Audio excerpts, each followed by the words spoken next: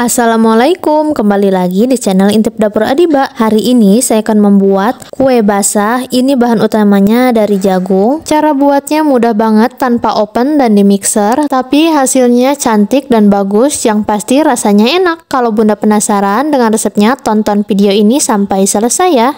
Oke, untuk bahan pertama di sini saya menggunakan 2 buah jagung manis ukuran sedang dan sudah disisir seperti ini ya. Bahan selanjutnya ini santan cair ya, 1 bungkus santan instan ditambah air. Oke, langkah selanjutnya di sini saya akan menghaluskan jagungnya. Masukkan semua jagung ke dalam blender, lalu tambahkan setengah dari santan cair tadi. Lalu blender jagung sampai halus. Nah, ini jagungnya sudah di blender, sudah halus.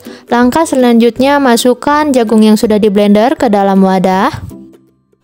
Oke, langkah selanjutnya di sini saya akan menambahkan tepung beras. Untuk takarannya saya akan tulis ya, Bun. Masukkan tepung tapioka atau tepung kanji, lalu tambahkan gula pasir, vanili bubuk, kalau tidak ada vanili bubuk, vanili cair boleh, setengah sendok teh garam, lalu aduk semuanya sampai tercampur merata dan sampai gulanya benar-benar larut ya, Bun. Nah, ini adonannya sudah tercampur merata dan gulanya pun sudah larut.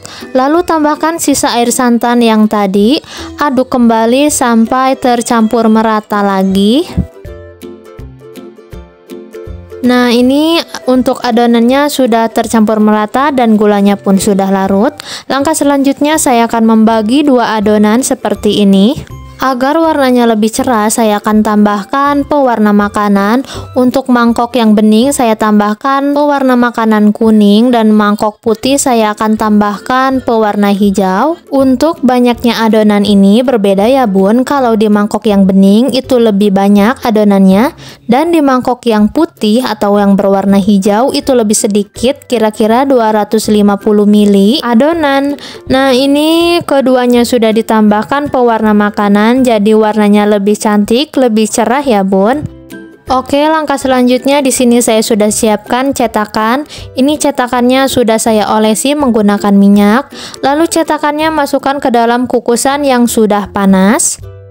Nah, kalau cetakannya sudah dimasukkan ke dalam kukusan, lalu masukkan adonan warna hijau. Ini adonan pertama. Memasukkan adonan warna hijaunya ini cukup 3/4 dari cetakan. Oh ya, sebelum memasukkan adonan ke dalam cetakan, pastikan adonannya sudah diaduk terlebih dahulu agar bahan-bahannya itu tercampur merata dan tidak ada bahan yang mengendap. Langkah selanjutnya, kukus adonan pertama sekitar 5 menit saja. Nah, ini sudah 5 menit. Langkah selanjutnya, masukkan adonan kedua atau warna kuning. Masukkan ke dalam cetakan ya.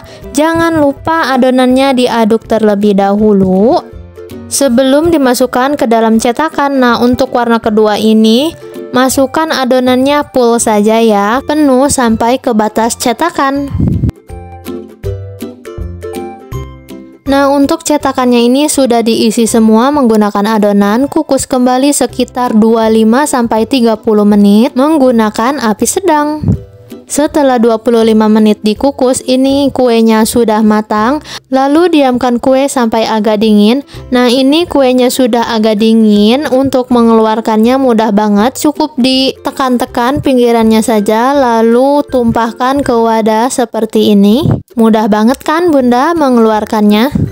Kue talam ini warnanya cantik banget ya, cerah. Kalau Bunda mau berkreasi dengan warna lain, disesuaikan selera saja. Dan ini hasil akhirnya, kue basahnya sudah jadi atau kue talam dari jagung manisnya sudah jadi, siap untuk dinikmati. Dan saya akan mencoba kue talamnya ini. Benar-benar lembut, tidak keras sama sekali. Untuk rasanya pun enak banget, gurih, manis, pokoknya enak. Wajib banget untuk dicoba resepnya. Untuk resep yang saya buat, saya menghasilkan 25 buah kue talam jagung ini. Untuk ukuran cetakannya ini ukuran sedang ya, Bun. Selamat mencoba ya, Bun. Semoga resep ini bermanfaat. Terima kasih.